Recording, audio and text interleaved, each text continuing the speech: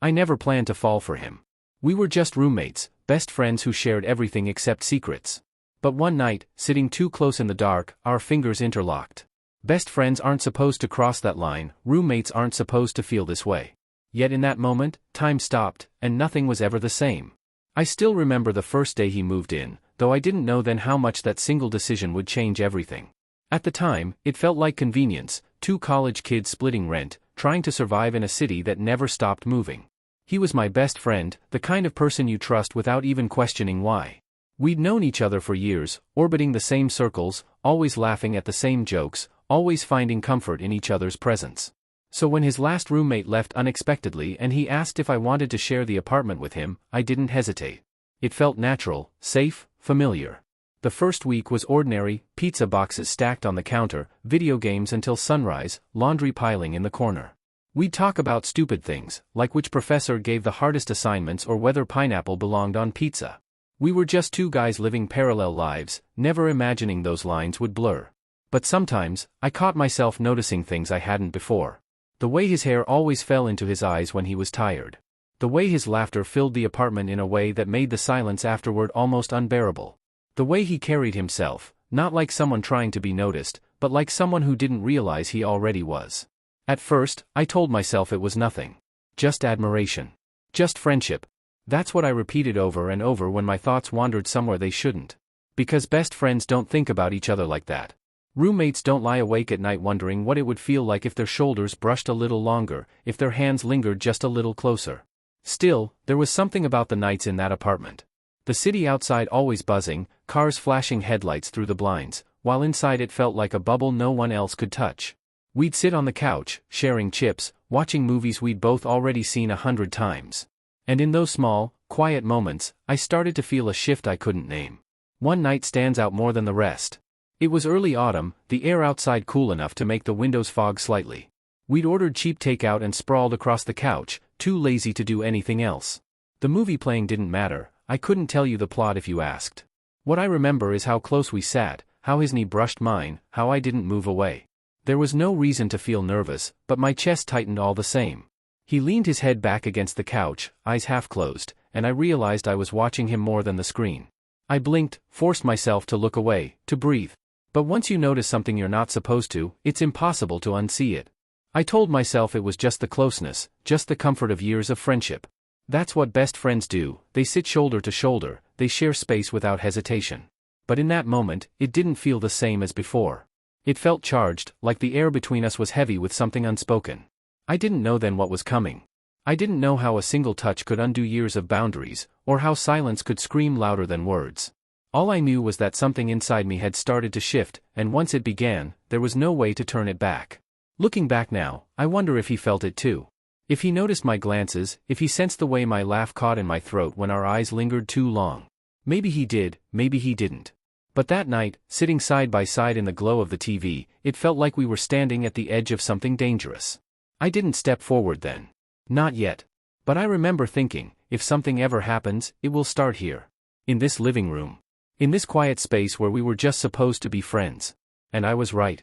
Because not long after, something did happen. Something small, almost forgettable to anyone else. But to me, it was the beginning of everything that followed. The days blurred into weeks, and living together quickly became routine. We settled into rhythm so natural it felt like we'd been doing it forever. He'd make coffee every morning, too strong for my taste, but I'd drink it anyway just to sit across from him while the sun filtered through the blinds. He always hummed under his breath when he cooked, some half-forgotten tune that stuck in my head all day. It was domestic in a way that scared me. Because it wasn't just about sharing rent anymore, it felt like sharing a life. I'd come home from class and find him stretched across the couch, headphones in, mouthing the lyrics to some song he'd never admit he liked. Sometimes he'd fall asleep there, his arm draped over his eyes, and I'd find myself pausing in the doorway, caught in the softness of it all. I told myself it was harmless. That watching wasn't the same as wanting. That admiring wasn't the same as crossing a line. But my body didn't always listen to the logic my mind tried to force. One evening, after a long week, we decided to host a small gathering, just a few friends, nothing big. The apartment filled with laughter, the kind that echoes long after everyone leaves. But the moment that stayed with me wasn't the noise or the drinks, it was when he leaned against me, casually, like it was nothing.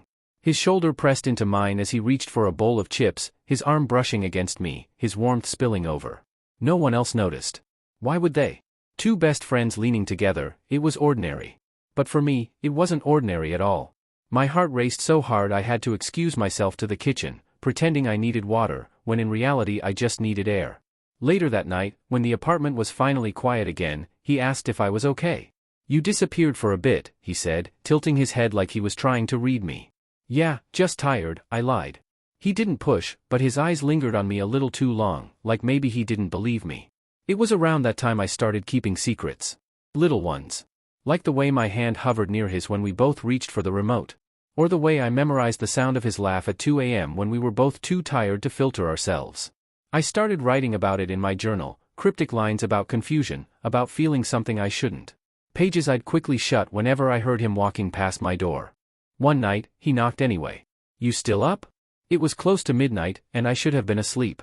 But instead I was lying there, staring at the ceiling, fighting thoughts I didn't want to name. "Yeah," I said. He came in, sat on the edge of my bed like it was the most natural thing in the world. He had that restless energy he always got when something was on his mind. We talked quietly about nothing, about how stressed he was about finals, about how the fridge made that weird noise again. But the more he talked, the more I realized he wasn't there for advice or solutions. He was there because he didn't want to be alone. And neither did I. We lay side by side, staring at the ceiling, our voices low and heavy with exhaustion. At some point, our arms brushed. At some point, the silence between us grew louder than the words we were saying. I felt the weight of it pressing down, the awareness of how close he was, the way his breathing filled the room. I didn't move away. And neither did he. It could have ended there. It should have ended there. But the next morning, when I woke up to find him still there, sprawled across my blanket, I realized a line had been crossed, even if nothing had technically happened. He wasn't just my roommate anymore. He wasn't just my best friend. He was something else, something I didn't yet have the courage to name. Days later, when I walked into the kitchen and found him making pancakes, shirtless and humming like he always did, I almost laughed at how normal it looked. Normal, if only my chest didn't tighten at the sight. Normal, if only my mind wasn't screaming that it wasn't normal at all. I kept telling myself, don't ruin this. Don't let your thoughts destroy what you already have. But late at night, lying in the dark, I couldn't stop imagining. What if his hand lingered? What if he noticed me staring? What if, one night, the space between us disappeared completely? I didn't know it then, but the moment that would change everything was closer than I realized. It wouldn't come in the form of a grand confession, or a drunken slip. It would be something small. Something simple. Something as fragile and powerful as fingers interlocking in the dark. But at that time, all I knew was this: I was already falling, even if I pretended I wasn't. And falling for your best friend, your roommate, the one person you can't lose, is the most terrifying kind of fall there is. It was around mid-semester when I noticed the changes weren't just inside me anymore, they were creeping into the way people looked at us. One afternoon, a friend dropped by unannounced. We were in the middle of cleaning the apartment, he vacuuming, me washing dishes, when the friend smirked and said, "You two act like an old married couple." We laughed it off. A joke, nothing more. But his words stuck with me. Later, when the apartment was quiet again, I kept replaying that comment in my head. Married couple. It shouldn't have meant anything, but it did. Because the truth was, we did act like more than friends sometimes. The small routines, the way we slipped so easily into each other's space, it wasn't typical. It wasn't neutral. It was something else, something I didn't have the courage to define. That night, when he tossed me the blanket while we watched TV, I hesitated. Not because of the blanket, but because the sound of that joke was still echoing. Old married couple. I glanced at him, wondering if he was thinking the same thing. But he just smiled, carefree, oblivious, or maybe pretending to be. The thing about secrets is, once they start growing, you begin to see them everywhere. I found myself noticing how he lingered when he asked me questions, how his eyes flickered toward me when he thought I wasn't looking. And then came the moment I couldn't brush off. It was a rainy Friday evening, the kind that forces everyone indoors. We'd ordered food and were sitting on the floor, cross-legged, boxes spread out between us. The rain pounded against the windows, muffling the city outside, making it feel like we were locked away in some hidden world. At one point, he reached for a slice of pizza at the same time I did. Our hands collided, not unusual, not the first time. But instead of pulling away immediately, his fingers curled, just slightly, brushing against mine in a way that was deliberate enough to freeze me. We both paused. The silence stretched too long. My chest tightened as I pulled my hand back, pretending I hadn't noticed. but I had. And so had he. Neither of us said anything. We finished eating, joked about the movie, laughed as if nothing had happened. But the silence underneath was deafening. That night I couldn't sleep. I lay awake, staring at the ceiling, trying to make sense of what that touch meant. Was it accidental? Was it real? Or was it just my mind twisting something ordinary into something dangerous? The next morning, he acted normal. Coffee brewing, music playing, the same casual smile. I tried to mirror it, but inside, I was unraveling.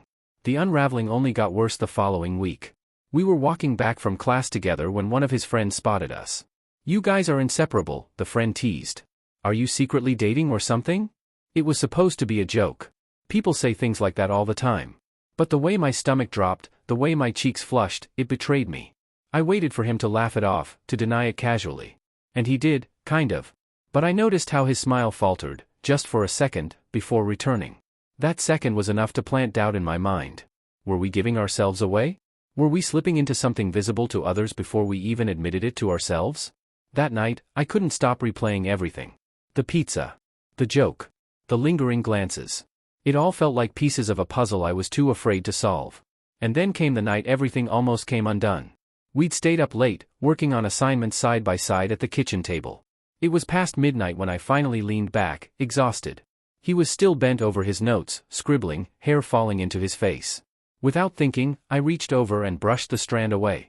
The second my fingers touched his hair, reality crashed back. I froze. He froze. Our eyes locked, the air suddenly thick with something I couldn't name. I pulled my hand back instantly, muttering, "Sorry." My voice cracked. But the look he gave me, half startled, half unreadable, haunted me long after he turned back to his notes. I went to bed that night with my heart pounding, wondering if I'd just exposed everything I'd been trying to hide. The next morning, he didn't mention it. He made breakfast like always, asked about my schedule, acted normal. But there was a tension now, a subtle shift. The kind that makes even silence feel like a confession. From then on, every moment felt like standing on the edge of a cliff. One wrong step and we'd fall into something we couldn't take back. I didn't know when it would happen, or how. But I knew this, something between us had already changed. And soon, something was going to break. The first crack in the wall didn't happen with words. It happened in silence.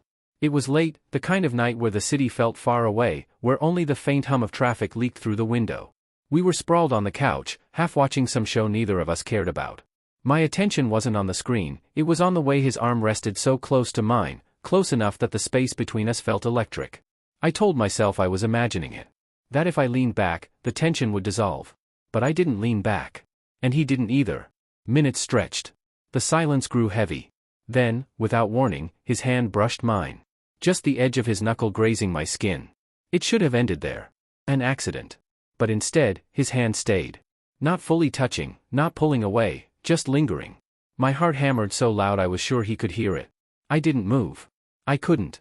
Every nerve in my body screamed that this was wrong, but some deeper part of me refused to break the moment.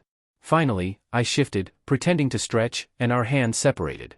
He didn't look at me. I didn't look at him. But the air between us was no longer the same. That night, lying in bed, I replayed it 100 times. The softness of his touch, the deliberate hesitation. Was it real? Was it in my head? The next day, he avoided me. Not in an obvious way, he still made coffee, still joked about my terrible taste in music. But he didn't meet my eyes. And every time our hands got close, he pulled his away too quickly. The avoidance hurt more than the silence. By midweek, the tension had sharpened into something unbearable. We both knew something had shifted, but neither of us dared to name it. It was like we were circling around a secret that kept pulling us closer even as we tried to push away. One evening, I came back from class to find him sitting on the balcony, hoodie pulled tight, staring out at the city lights. I almost walked past, but something in his posture stopped me. "You okay?" I asked. He didn't answer right away. Then he said quietly, "Do you ever feel like you don't know who you are anymore?" The question hit me harder than I expected. My throat tightened. "All the time," I admitted. He glanced at me then, his eyes dark, searching. "Yeah," he murmured. "Me too." It was the closest either of us had come to admitting the storm inside. That night, he fell asleep on the couch again, and I stood there for too long, watching him breathe, wondering if he knew how much space he occupied in my chest. But it wasn't just about us anymore. The world outside was starting to notice. A few days later, one of our classmates teased us again. "You guys are basically joined at the hip," she laughed. "Seriously, are you ever apart?" I forced a laugh, but inside, panic flared. Did we look suspicious? Were we too obvious? I caught his expression, a tight smile, eyes darting away, and I knew he was thinking the same thing. That night, the silence between us wasn't comfortable anymore. It was suffocating. We sat on opposite ends of the couch, pretending to scroll through our phones. I wanted to say something, anything, but every word felt dangerous. Finally, he broke it. I think people are starting to notice, he said, his voice low. Notice what? I asked, though I already knew. He hesitated, then shook his head. Never mind. But we both knew exactly what he meant. That conversation should have been the end. A warning. A chance to pull back, to protect ourselves. But instead, it only made me hyper-aware. Every glance lingered longer. Every accidental brush felt like a confession. And then came the night when pretending was no longer possible. We'd been studying late, the table littered with books and empty coffee cups. I was exhausted, my head heavy, when I felt it, his foot brushing mine under the table. At first, I thought it was an accident. But then it happened again, firmer this time. His foot resting against mine, not pulling away. I froze. My chest tightened. Slowly, I lifted my gaze. He was staring at his notes, pretending to read, but I could see the tension in his jaw. Neither of us spoke. Neither of us moved. The weight of that touch, small, hidden, yet undeniable, was crushing. I wanted to pull back. I wanted to run. But I didn't. I stayed. Our feet pressed together under the table like a secret neither of us could afford to speak. It lasted minutes, maybe hours, I couldn't tell. But when he finally stood up to grab more coffee, the sudden emptiness against my foot felt like loss. That night, I barely slept. Not because of guilt, though that was there, too, but because I couldn't stop imagining what it meant. The next morning, he was quieter than usual. He didn't meet my eyes. I didn't push. But the silence between us wasn't safe anymore. It was dangerous. Because now, we both knew. And once you know, you can't unknow. The thing about silence is that it can feel louder than words. After that night with his foot against mine, the apartment felt different. Every corner carried weight. Every casual movement was loaded. Even the simplest routines, passing each other the salt, reaching for the same drawer, became impossible to ignore. He started staying out later, hanging with other friends, as if space would fix whatever had begun between us. But when he came back, no matter how hard he tried, the air betrayed him. I saw it in his shoulders, the way they tensed when he entered the room. I felt it in myself, too, the way my pulse quickened the second he was near. One Thursday night, I came home earlier than usual. The apartment was dark except for the light spilling from his room. His door was half open. I almost walked past, but his voice stopped me. He was on the phone. Yeah, he was saying, his tone lower, heavier than I'd ever heard. I don't know what's wrong with me. There was a pause. Whoever was on the other side must have asked something sharp, because his reply cracked with emotion. No, it's not like that. It's just, someone close. Too close. I froze. My body went numb. I shouldn't have listened. I should have walked away. But I stood there, silent, listening to the sound of his breath catching, his voice breaking. Forget it, he muttered finally, ending the call. The room fell silent. I slipped quietly into my own room, heart pounding. But his words echoed endlessly, someone close. Too close. That night, I couldn't stay still. I kept pacing, staring at the ceiling, wondering if I was the someone he meant. The answer came sooner than I expected. The next evening, we sat together on the couch, the glow of the TV flickering across the walls. Neither of us spoke much. My chest was tight, every inhale sharp. Then, halfway through some mindless show, he shifted closer. So close his shoulder brushed mine. I froze, every nerve in my body screaming. He didn't pull back this time. Slowly, deliberately, his fingers rested against mine. Not an accident. Not hesitation. A choice. I turned to look at him. He was staring at the screen, jaw tight, eyes shining with something I'd never seen before. Don't, I whispered. His hand trembled. But he didn't move. Please, I said, though even I wasn't sure if it was a plea to stop or to continue. Finally, he turned. Our eyes met, and in that split second, the world collapsed. He leaned in, not all the way, not enough to break the boundary, but close enough that I could feel his breath on my skin. Close enough that I felt the weight of the choice pressing between us. I don't mean to feel this way, he whispered. His voice cracked. But I do. The words shattered me. I should have pulled away. I should have told him this was wrong, that we'd ruin everything. But I didn't. My silence was its own confession. Our hands interlocked then, fingers sliding together like it was inevitable. The simplest gesture, but it carried the weight of 1,000 unsaid truths. Time stopped. I don't know how long we stayed like that. It could have been seconds or hours. But when the sound of footsteps echoed in the hallway outside the apartment, we jolted apart, panic flashing in our eyes. The danger was real now. If anyone walked in, if anyone saw, everything would unravel. We sat frozen, pretending to focus on the TV, our hands resting safely apart. But the truth hung between us, undeniable, unspoken. Later that night, when we both retreated to our rooms, I couldn't sleep. My body buzzed with adrenaline, with guilt, with longing. I lay awake, staring at my hand like it still carried the ghost of his touch. And then, around 2 a.m., I heard it. A soft knock at my door. My chest tightened. I didn't move at first, hoping he'd walk away. But the knock came again, quieter, almost hesitant. I got up, opened the door. He stood there, eyes restless, hoodie pulled tight around his frame. For a moment, we just stared at each other. Then he whispered, "Can I come in?" I nodded. He stepped inside, closing the door behind him. The room felt suddenly too small, the air too heavy. He didn't sit. He just stood there, running a hand through his hair, like he was fighting something inside himself. Finally, he said it. "If we keep pretending nothing's happening, it's going to destroy me." The words hit me like a blow. I swallowed hard, my throat dry. "So what do we do?" His eyes searched mine, desperate, afraid. "I don't know." For the first time, I saw him break. The confident, easygoing version of him slipped away, and what remained was raw vulnerability. Before I could think, before I could stop myself, I reached out and touched his hand. Just a touch. Nothing more. He didn't pull away. In that moment, I realized something terrifying. This wasn't an accident.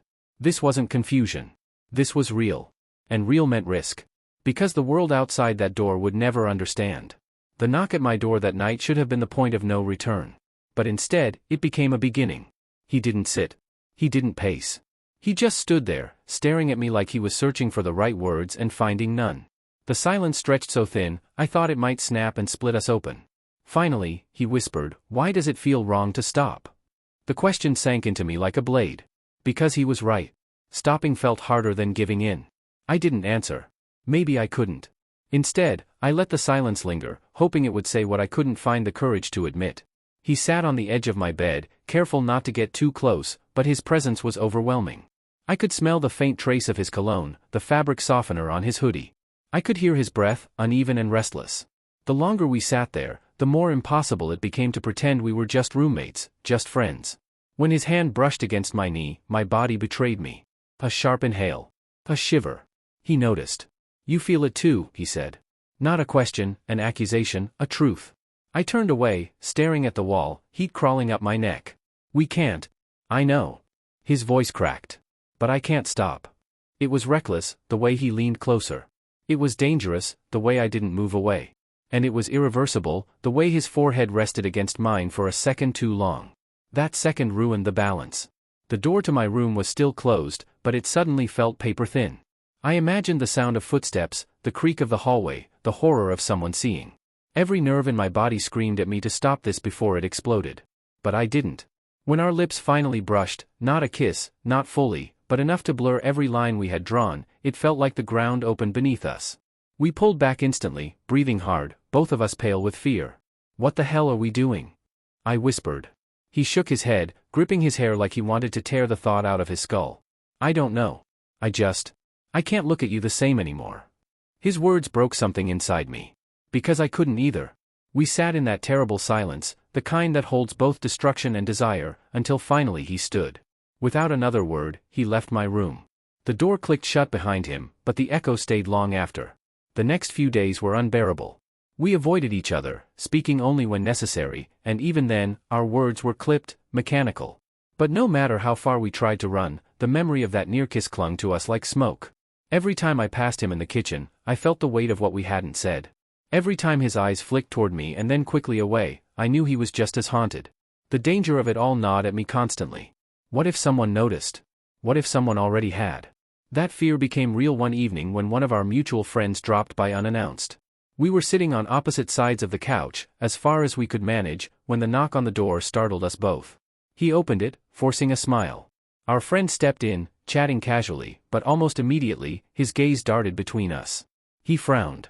"Everything okay here? You both seem weird." I felt my stomach twist. "Yeah," I said too quickly. "Just tired." The friend raised an eyebrow but didn't push. Still, the suspicion in his eyes lingered long after he left. When the door closed again, we both exhaled, shoulders sagging. "That can't happen again," I whispered. "What?" he asked. "Whatever this is. Someone will notice."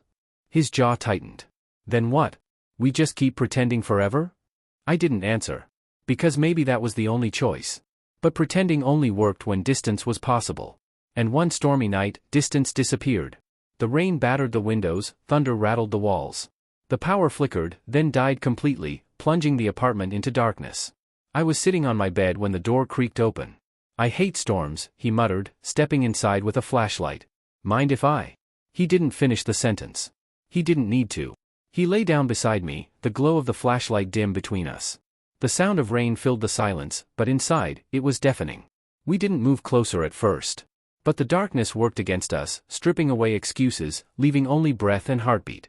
And when the thunder crashed again, his hand found mine beneath the blanket. This time, I didn't pull away. "Someone's going to get hurt," I whispered, my voice trembling. "Maybe," he said softly. "But it already hurts to stay away." Those words sank deep, heavier than the storm outside. I turned toward him, our faces inches apart in the faint glow. His eyes searched mine, desperate, pleading. And in that fragile moment, I realized we were past the point of no return. Because once you've touched fire, you can't convince yourself you don't know its heat. Storms are supposed to end eventually. But that night, it felt endless, like the sky itself wanted to keep us trapped together. The power didn't come back. The rain kept hammering. And in the faint glow of the flashlight, our hands remained intertwined beneath the blanket, neither of us daring to move away. My chest felt too tight, every breath too loud. I could hear his heartbeat, quick and uneven, like it was syncing with mine. "We shouldn't," I whispered. "I know," he replied instantly. But he didn't let go. Lightning flashed through the window, illuminating his face for a split second. His eyes weren't calm, not steady, they were restless, wild, burning with something he'd been fighting for too long. "Then why can't I stop thinking about it?" he said, his voice rough, almost breaking. I shut my eyes, willing myself to stay strong. But the truth was clawing its way out of me too. "Because neither can I." The words tasted like betrayal and relief all at once. The silence after was unbearable. Our hands tightened together, and before I knew it, his forehead was pressed to mine again, closer this time, like he was daring me to stop him. I didn't. His lips brushed mine. Just a ghost of a kiss, a question more than an answer. But it was enough to shatter everything. The second time, there was no hesitation. It wasn't gentle, not really. It was desperate, clumsy, years of unspoken tension unraveling in one reckless act. His hand slid to the back of my neck, pulling me closer, and I let him, my body trembling under the weight of what we were doing. Every second felt stolen. Every sound of rain outside reminded me of how dangerous this was, how close we were to disaster. But still, I didn't stop. Because in that moment, it felt like the world had narrowed to just us, just this, just the impossible truth we had both been denying. When we finally pulled apart, breathless, the reality came crashing back. His eyes were wide, terrified. Mine probably mirrored his.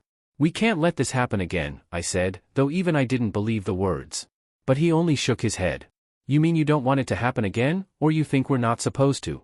The difference hung between us, sharp and unbearable. I couldn't answer. My silence gave me away. He sat up, running a hand through his hair, pacing the room like he wanted to outrun what had just happened. "If anyone finds out," his voice cracked, "it'll ruin everything." "I know." And still, he turned back, eyes fierce now. "Tell me you didn't feel it." The demand cut through me. Because lying would have been easier, safer. But I couldn't. "I felt it," I admitted softly. The air thickened, heavy with confession. For the first time, there was no more pretending, no more accidents. We had crossed the line. A knock on the front door shattered the moment. We both froze. The sound came again, louder this time, muffled by the storm. Someone was outside. Panic surged through me. What if it was a friend? A neighbor? Someone who would see his hoodie tossed across my chair, the flashlight casting us too close together? He grabbed the flashlight and bolted upright. "Stay here," he whispered. I listened as he opened the front door. Muffled voices. A laugh. Just a delivery guy, checking if the storm had caused a leak in the building. Relief hit me, but it was laced with dread. Because that moment showed us just how easily we could be caught. When he returned, his expression was unreadable. He set the flashlight down, sat on the edge of my bed, and whispered, "This is going to destroy us, isn't it?" I didn't answer. Because the truth was already written in both our faces. That night, he didn't leave. We didn't talk much after that, words felt too dangerous. But when he lay beside me again, closer this time, his arm brushing mine, I didn't push him away. The storm outside raged, but inside, something far more dangerous had already begun. The next morning was worse. The power had returned, sunlight streaming through the blinds, making everything feel too exposed, too real. We avoided each other, moving through the apartment like strangers. No eye contact, no words. Just silence and the echo of what we had done. I thought maybe that was it. A mistake we'd both bury. But then, that evening, he cornered me in the kitchen. I was rinsing a glass when he stepped too close, his presence impossible to ignore. His voice was low, urgent. "I can't go back," he said. My hand froze on the glass. He leaned closer, eyes searching mine. "Tell me you can." The challenge in his voice terrified me. Because I couldn't. My silence answered for me. He reached up, cupping my jaw, forcing me to meet his gaze. For a moment, it felt like the whole world was falling apart around us, but I didn't care. And then, he kissed me again. Not tentative this time. Fierce. Certain. It was the kind of kiss that burned everything else away, the kind that made rules feel meaningless. I kissed him back, reckless, knowing full well we were crossing into something we could never undo. The sound of the front door unlocking jolted us apart. We stumbled back, hearts pounding, faces flushed with guilt. A roommate's voice called out from the hallway. If we'd been a second slower, we would have been caught. I pressed my back against the counter, trembling. He turned away, fists clenched, eyes darting toward the door. The danger was no longer hypothetical. It was real.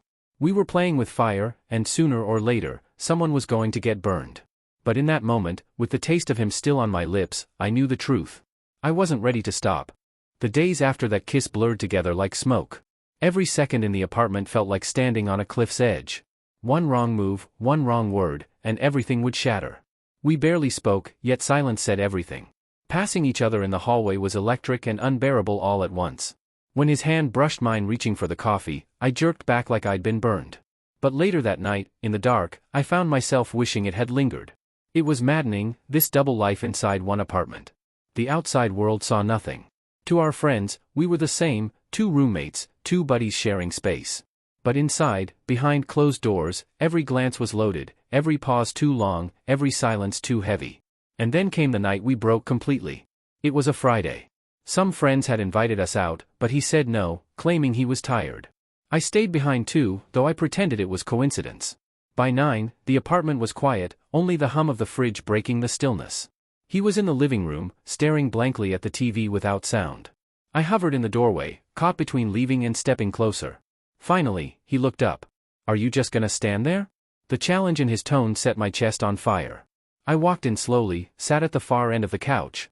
The distance between us was laughable, it couldn't hide what we both knew. Minutes passed. He shifted, leaning forward, elbows on his knees, face buried in his hands. His voice was low when he spoke. "This is killing me." I swallowed hard, my throat dry. "You think it's easy for me?"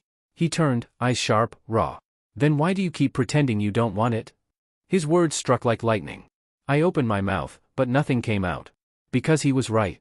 Pretending had been my shield, but it was cracking. He stood suddenly, pacing the room like a caged animal. "We're lying to everyone. To ourselves. And I can't," he stopped, pressing a hand to his chest. "I can't carry this anymore." Fear gripped me. His voice was too loud. "Keep it down," I hissed. "Someone will hear." "There's no one here," he snapped. Then softer, almost breaking, "No one except you." The room fell silent again. My heart thundered, every nerve buzzing. And then, as if pulled by something unstoppable, I crossed the space between us. The moment I touched his arm, he pulled me in.